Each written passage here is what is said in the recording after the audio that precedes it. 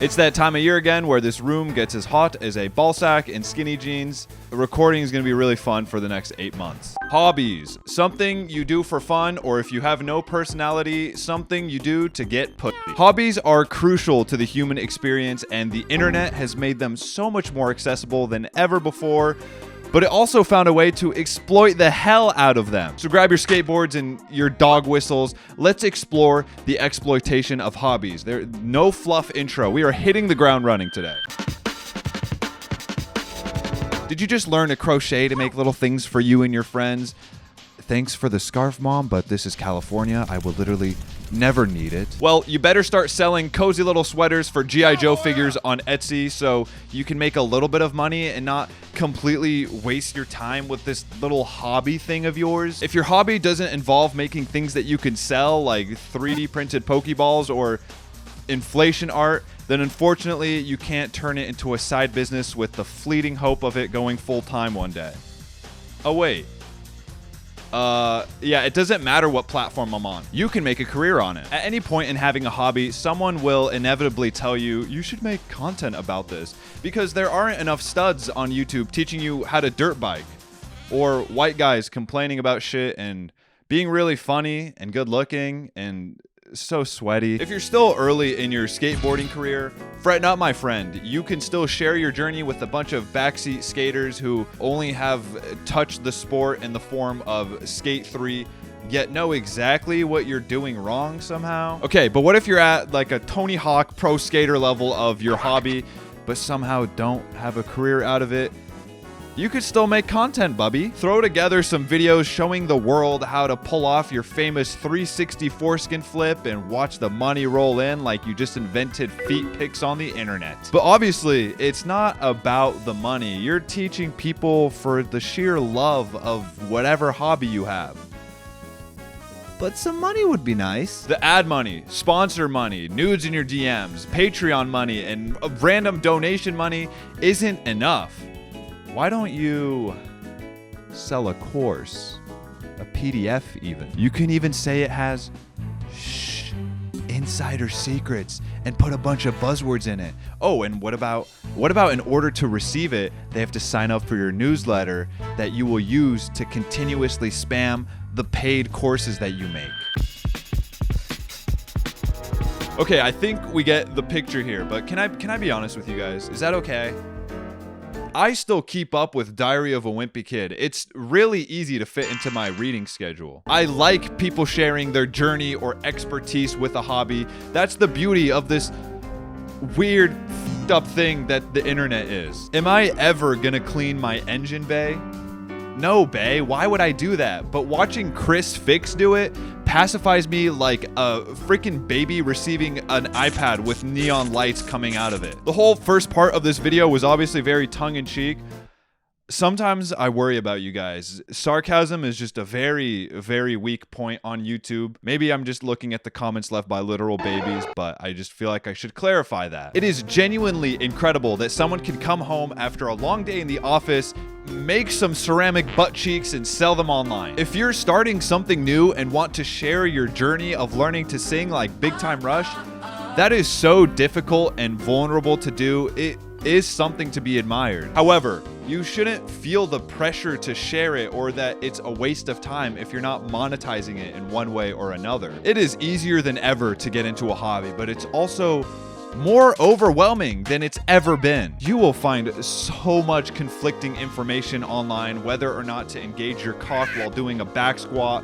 And while you're looking for that information, you'll keep bumping into these people that are dangling the quickest way to get good at whatever hobby you want behind a freaking paywall. Yes, people should get paid for the work they do and the knowledge they share, but come on. Promising the easiest way as if it isn't available for free online or common knowledge that you're stretching out is kind of shady. 90% of the time, if you want to get good at anything like ripping the sixth string or popping boner flips, you just do it over and over and over and over. Do it right, do it slow, ramp up the speed or difficulty, and repeat it until it becomes muscle memory. You could just watch this video about it. This is like made by scientists. It's not just a hot guy yelling at you. That's how you learn a new workout. That's how you learn a new song on guitar. I assume you can apply that to mountain biking and even Bird watching. Here's an insider secret that's definitely not an overgeneralization. If someone is actually established in an industry and talented,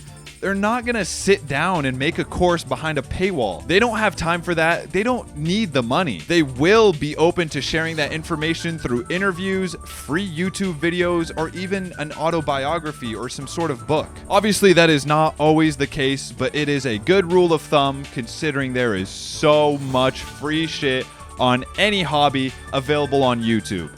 Also, shout out Marty Schwartz. That's a throwback if you ever learned guitar. He's just a homie. I hope there's no controversies that I'm just out of the loop on. Also, I don't mean to diss anyone specifically with that whole rant. I can't even think of anyone specifically that does all the shit I complain about. I just want to stress that everything you need to know is typically available for free online. We're in a world where so much noise and overstimulation is thrown at us every single day. We need hobbies to break away from that. Unfortunately, getting into a hobby now feels like a boss battle against the noise you're trying to get away from. And oh my God, Bowser's just kicking my ass and shoving his newspaper down my Italian throat. If you need a very mediocre yet overconfident voice actor, hit me up, Adult Swim. Common Side Effects Season 2. I'm here for you, baby. Well, have your attention, Mr. Swim. Let me show you my range. Francine, where is the mushroom? Or I guess you guys would probably want an original character.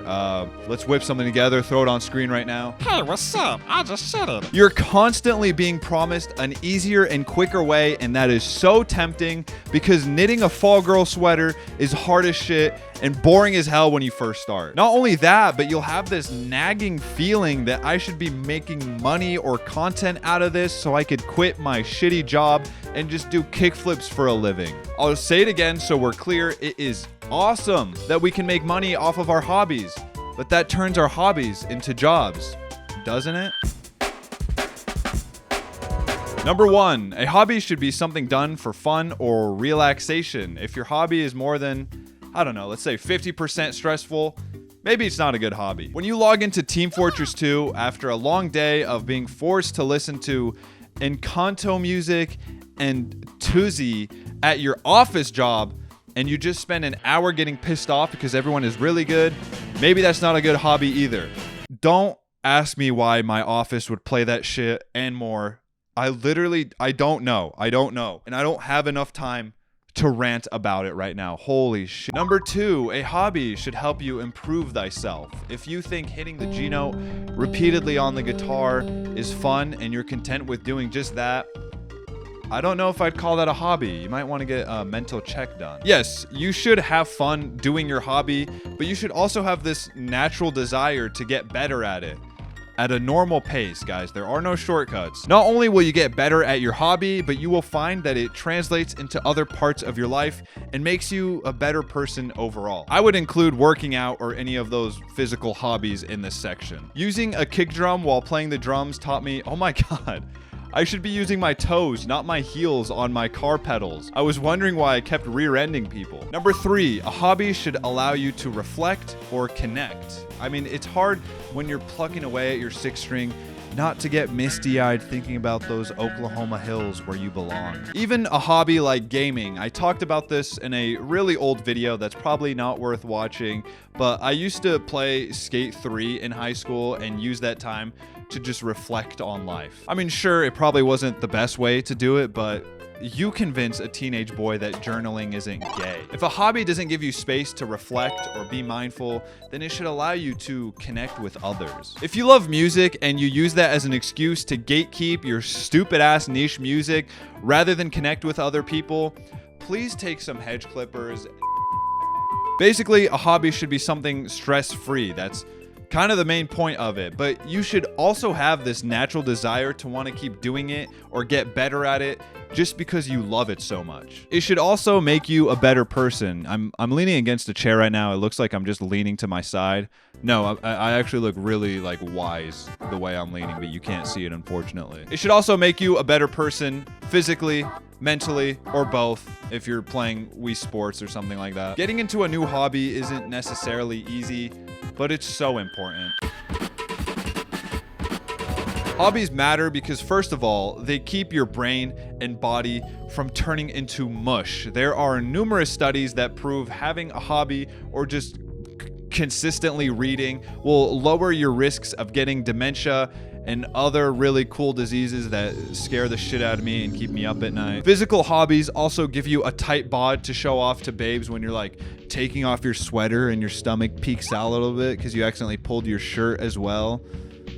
Why else would you work out? I don't mean to sound pretentious, but second of all, hobbies also make you unique. They give you things to talk about and relate to other people with other than talking about Severance or Drake. If you have a few different hobbies, congratulations. You now have a pool of weird skills that hardly anyone else has that you could just pull from at any given moment. Sure, I suck at skateboarding, but when I tried out roller skating, it turns out I rip because of all the training I put into skateboarding. And don't call me gay because you're jealous. I could do a tabernacle stall and I'm just giving you fuel to call me gay. Third, hobbies matter because they also let you connect with other people. I already mentioned how they give you conversational fuel, but a lot of hobbies just involve spending time with people, sometimes strangers that want to help you or kick your ass at said hobby. People love pickleball right now. That's a group sport.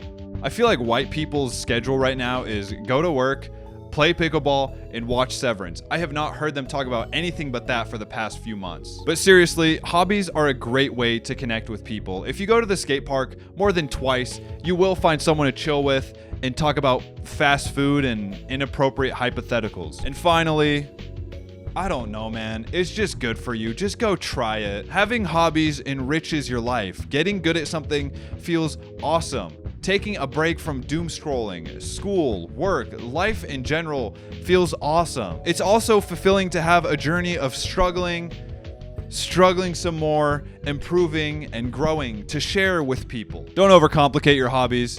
Just have fun with them. Follow my Instagram so I could keep doing my hobby as a job. Shit. I promise I'm going to be posting more on there. Check out the Chon store for Chon items made by Chon.